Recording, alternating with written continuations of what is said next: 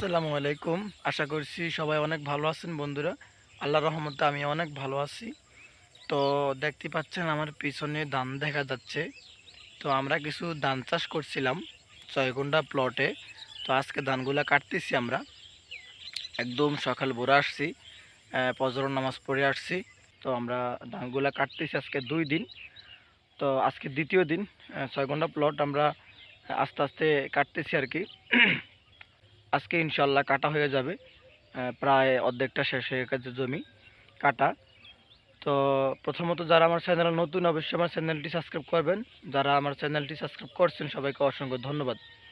তো ভিডিওটা দেখার পূর্বে আপনাদের কাছে একটি জিনিস রিকোয়েস্ট রইল, আমার ভিডিওতে একটি লাইক দিয়ে সবাই দেখতে থাকেন।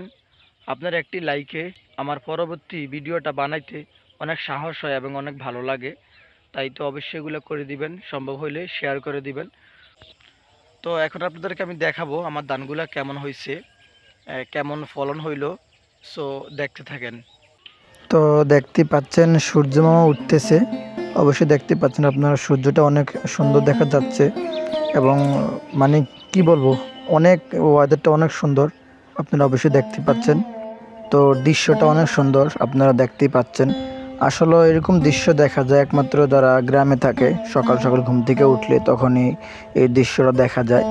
আর যারা শহর অঞ্চলে থাকে তারা এরকম দৃশ্য কমই দেখে। তো হচ্ছে আমাদের ধানগুলা, দেখতে পাচ্ছেন আপনারা ধানগুলো একদম সুন্দরভাবে পেকে গেছে। তো এবছর ধান চাষ মোটামুটি আলহামদুলিল্লাহ ভালো হয়েছে। যারা যারা ধান চাষ করছে এবছর সবারই মোটামুটি ভালো ফলন হয়েছে এবছর।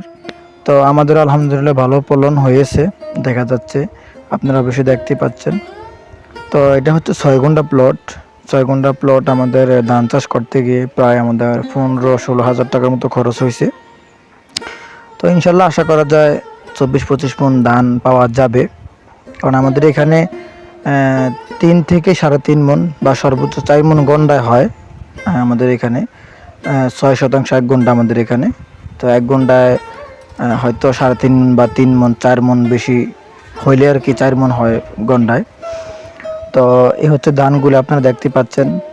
ধানের কালারটা মানে এত সুন্দর আসছে এবছর, একদম সোনালি কালারের মতো, মানে একদম মন মতো আমাদের।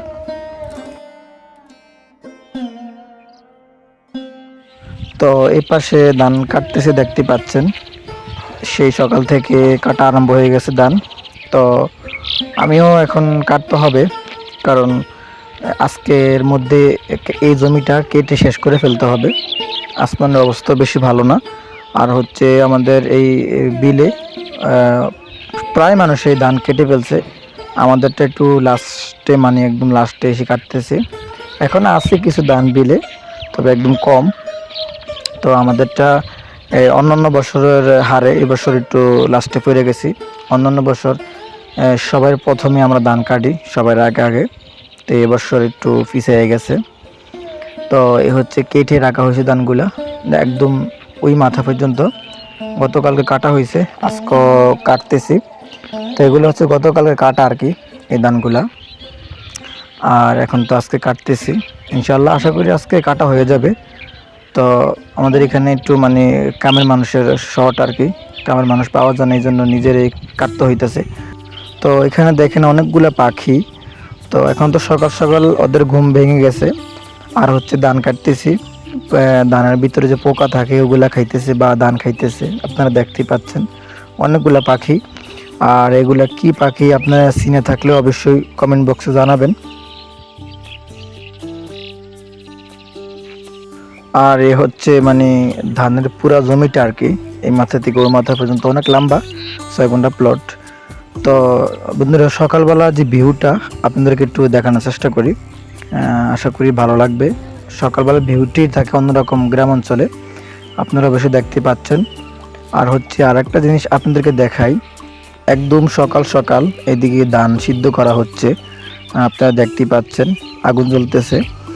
তো একদম সকাল সকাল এগুলা, এই দৃশ্যগুলা গ্রাম অঞ্চলে আসলে সকাল সকাল দেখা যায়, পাওয়া যায়, আপনারা দেখতেই পাচ্ছেন। তো বন্ধুগণ, আমি আর ভিডিও বেশি লম্বা করব না, পরবর্তী ভিডিওতে আবার দেখা হবে আপনাদের সাথে। সবাই ভালো থাকবেন, সুস্থ থাকবেন। আল্লাহ হাফেজ।